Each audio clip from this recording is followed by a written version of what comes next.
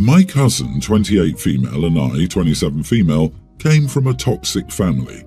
So we decided to move together into an apartment 10 years ago when she turned 18 years old and could apply for a credit card and get a credit score so we could escape our family. And we did it. Well, things turned out the worse for me when my cousin decided to date a much older man, 48 then and 58 now, and both of them kicked me out by tossing all my stuff out, taking away my keys, and even calling the police on me to escort me out of her property, which she was able to successfully do since the apartment was only under her name at the time. So I, a recently turned 18-year-old then, was left homeless. I ended up spending the next 8 years afterward going between homeless and shelters, living off government aid, taking out personal loans which I finally was able to pay off, and working multiple jobs until I was finally able to make enough to afford to get a room of my own. In the meantime, I heard from others that my cousin was mistreated by her now husband, had 2 kids with him, and messed up her credit score so much that she couldn't afford to rent an apartment on her own. This is why a mutual of ours decided to share my number with her, because I'm one of the few people with good enough credit to rent an apartment. She contacted me asking if I could help co-lease with her so she and her children could escape her husband, and that she was sorry for what she'd done in the past, that she was young and stupid, and that she changed a lot over the years. I told her that while I feel bad for her circumstances, I refused to agree to a co-leasing with her because of what she'd done in the past and how it permanently affected the way I see her now. So now I have her friends and family blasting me that I'm an idiot for refusing to help a vulnerable mother of 2 and how I shouldn't hold a 10-year grudge against her when she was a young and impressionable woman back then, and that it was pathetic for me to be acting so childish and not know how to be more empathetic at my age.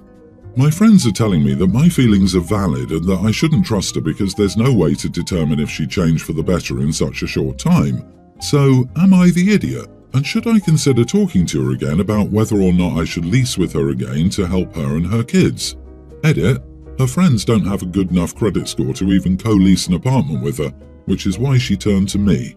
Honey, she kicked you out and put you through a living nightmare. She did so with no remorse or care for what happened to you in the intervening years. She had no contact with you until it suited her. She has given you no basis by which to trust her.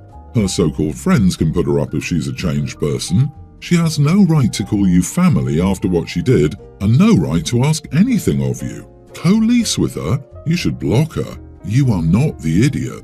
Yeah, if at any time in the past 10 years your cousin had reached out to you with an apology and begged for your forgiveness, I would say that yes, you should consider forgiving her. However, given that she's only reaching out now and claiming to be sorry when she's in desperate need of your help, you are wise not to fall for it. Run from her and anyone who is advocating for her. Even if you'd forgive and forget, you don't have to help her. The truth is, you would be in a vulnerable position. She probably can't afford the rent, she has 2 children, so she will expect your help with them, and if you don't get along, she'll find a way to force you to leave, and whichever friend gave her your contact information is the idiot. This isn't about holding a grudge, it's about protecting yourself. If she needs an out, there are plenty of help organizations that will align a place for her to stay so she can escape. She doesn't need to find a rental to get out. It's a challenging situation for her, but it's not your job to solve the world's problems, and she seems to have brought this on herself. Karma gave her exactly what she deserved. I'm male 31 and married to my wife 30. We have 1 kid, toddler female, and are expecting our 2nd baby. We also have 1 dog who's a small breed and sleeps inside, and 2 cats. Usually I'm the one who takes care of the pets because my wife doesn't like it that much. I clean after them, take the dog out to walk, go outside, brush the cats, clean their litter boxes, etc. My wife only occasionally feeds them. My wife gets irritable during the first months of her pregnancy due to hormones. With our first baby, she claimed she hated video games, so I just stopped playing video games until after our daughter was born. This time, however, she's getting irritated about the pets. She says the dog barks and makes her headache. I told her to just let it go outside if the weather is nice, but she said that pets are my responsibility, so she won't do that. Well, what else can she do? I'm working, so I can't go home and let the dog out whenever she feels like it. She then complained because she opened a can of fish the other day, it turned out to be cat food. Suddenly, I was the one to blame again, although she was the one that made the mistake. She also started talking about how cats or dogs' fur can be dangerous for the baby or herself. This has been going on for weeks, every day. She has a new complaint when I get home. A few days ago, she finally suggested the great idea of finding the cats and the dog a new house because she can't put up with them anymore. I tried just to let it go because I know she's irritated, but she just won't drop it. Yesterday we were arguing because I had to stay an extra hour and a half at work, so I was late for walking the dog, and it was barking a lot, according to her. I'm pretty tired of it by now, so I'm getting angry at her. She told me again to get rid of the pets, but I snapped at her this time. Our argument got worse. She told me I cared more about the pets than about her, and I told her she was right. She never had a health complication related to the pets, and they were with us before our first pregnancy. I think she's ridiculous, and she's trying to get me to be angry and start an argument. I know what I said wasn't ideal, but what else she wanted me to say? Just give in and get rid of our family's pets? It sounds like your wife is struggling and taking her irritability out on you, which is unfair. But you seriously told your pregnant wife you care more about your pets than her. That's an awful thing to say to somebody you're supposed to love and want to spend the rest of your life with. There are many different ways you could have dealt with this situation, and you chose the one that would cause your wife pain. Honestly, I would find that hard to forgive.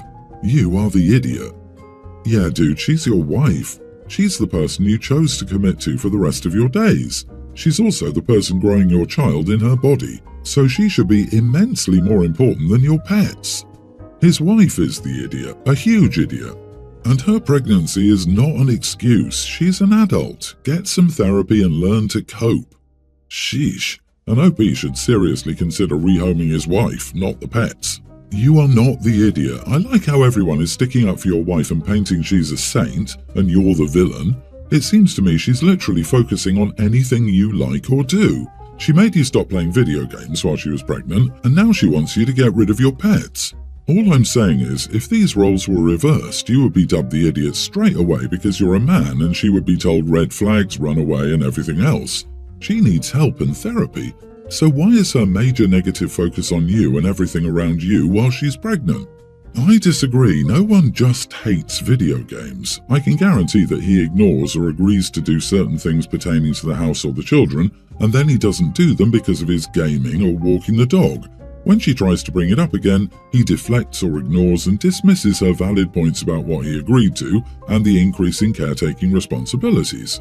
OP is not managing his time or communication with his wife effectively and is framing it like his wife has some sort of crazy hormonal situation.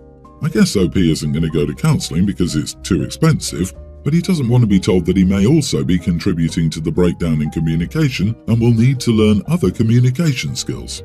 Instead, it's just easier to blame his wife and frame her as a pregnancy crazy.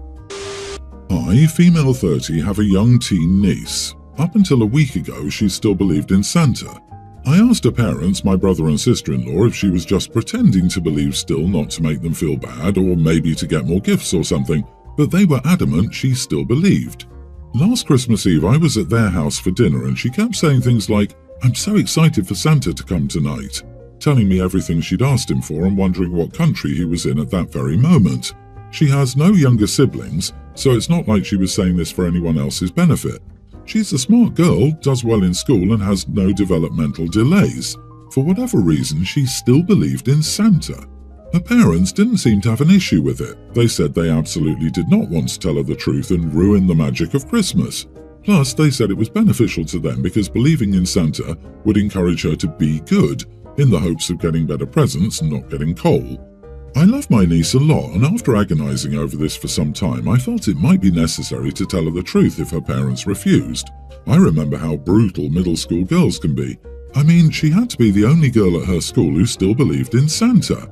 If it somehow got out that she still believed and she got teased or bullied, that could be brutal and awful for her. Wasn't hearing it from her aunt better than some mean girl or guy? So a week ago, I told her the truth. I tried to do it in a gentle way, explaining that what Santa represents, the spirit of Christmas, is very real, but that there wasn't actually a guy with flying reindeer going to every kid's house in one night to deliver presents. She didn't say much and got a bit teary-eyed, but she did reach out to me a few days later and let me know that she appreciated me telling her the truth. Her parents, however, are furious at me and are not talking to me. I feel like I did the right thing, but I know it was against her parents' wishes. Am I the idiot?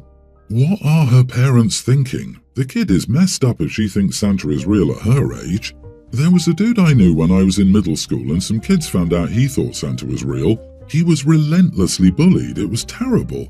Not the idiot all the way. If anything, you're saving her, and kids can be really mean sometimes. This needs to be said clearly. OP, you are absolutely not the idiot. You were open and honest with your niece and she appreciated it. You were looking out for her when her parents were setting her up to be hurt. Plus, now she knows she can trust you with things she wouldn't tell her parents. How long were the parents going to let her believe this? I can't even imagine how that must feel, like the whole world has been lying to you, except for the relative kind enough to inform her of reality. And I say this as a parent. Sometimes it's okay to overrule parent preferences for the good of the kid. Sometimes a parent who gets so caught up in themselves and their idea of what's best that they lose sight of what's in fact best for the kid. And in cases like that, and cases like this, it's okay as a village to overrule them. I'm 24 male getting married in June, and my dad was supposed to be giving a speech and toast at the reception, something he asked me to do. I said sure. I figured if he wanted to do one, then why not? We weren't really planning any. Then my aunt sent me the speech he'd prepared and it bothered me. He referred to his wife as my mom. She's been my stepmother since I was 8 years old, but I've never called her mom, and that has been a very sore subject between us all because I never gave her a mom place in my heart. Of course, I respect and care for her as my dad's wife and as a nice person, but they always hoped I would see her close to a mom, if not as my second mom since mine died a year before she entered my life. The whole speech was about him and my mom, aka his wife, and how they felt and dreamed about me getting married. The speech touches on how they were lucky to be my parents and how I was lucky to have a mom like her because she's been so amazing. It felt like a dig at me for not showing her that kind of love and appreciation. The mom stuff, and for choosing to do a special dance with my maternal grandma at my wedding instead of my stepmother. Dad found out my aunt had sent it to me and he told me that he needed me to understand why he needed to shine a spotlight on her because she deserved to be honored as a parent of the groom on the wedding day, and I wasn't giving her that recognition. I told him she was not my mom, and the fact that he claimed her as my mom 21 times throughout the speech was a problem. He told me she's my mom in everything but blood. No, she never adopted me, but they don't consider that to matter, and she should get to be called mom at least once when our relationship is discussed. I told him I didn't want that speech read at my wedding. He told me it wasn't my decision. I told him he could no longer make the speech or toast since he would only read that. He's angry and saying I'm being controlled and behaving like a child.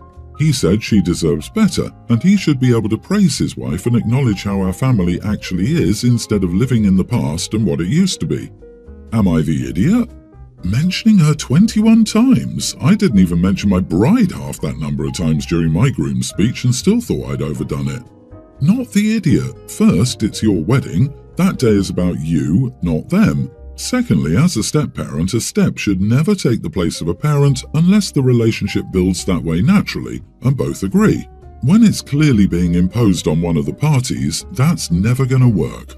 I never understand these people that try to thrust the step-parent or SO as mom or dad parental relationship on their kids. They always seem to be shocked when a good portion of time it doesn't work and also possibly backfires. Learn to read the room, people, for damn sake. OP, have a trusted friend prepare to cut the mic if he gets anywhere near it. Make sure you have a photo of your birth mom on a memorable table. Please allow your aunt to make a speech if you want. You realize the speech is about his wife, not you. He's selfish and insensitive to what the day is about. Think about how you want the relationship with them to happen going forward.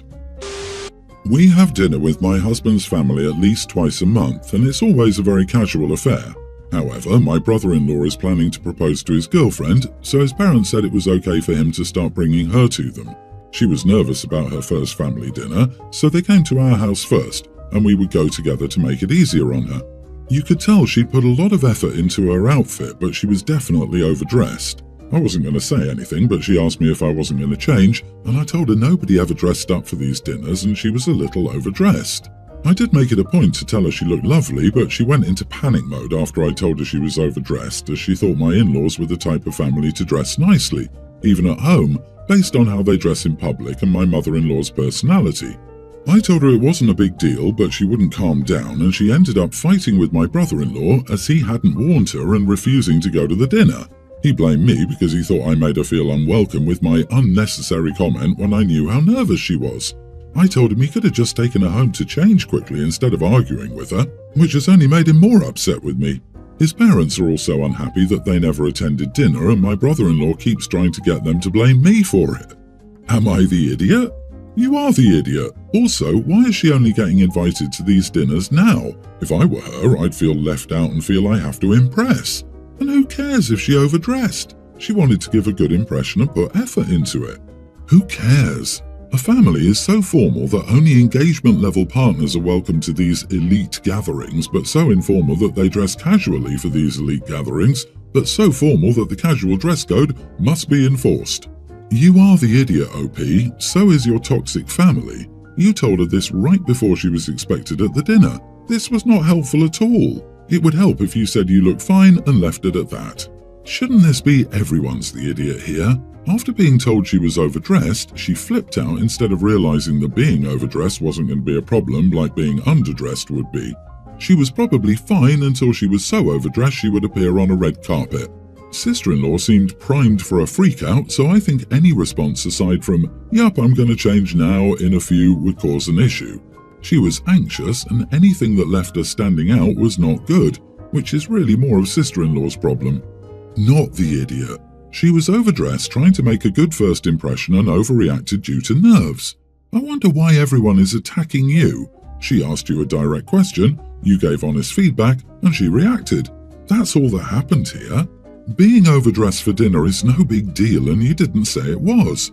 That she launched after receiving this minor tip is not your fault. You even told her she looked great.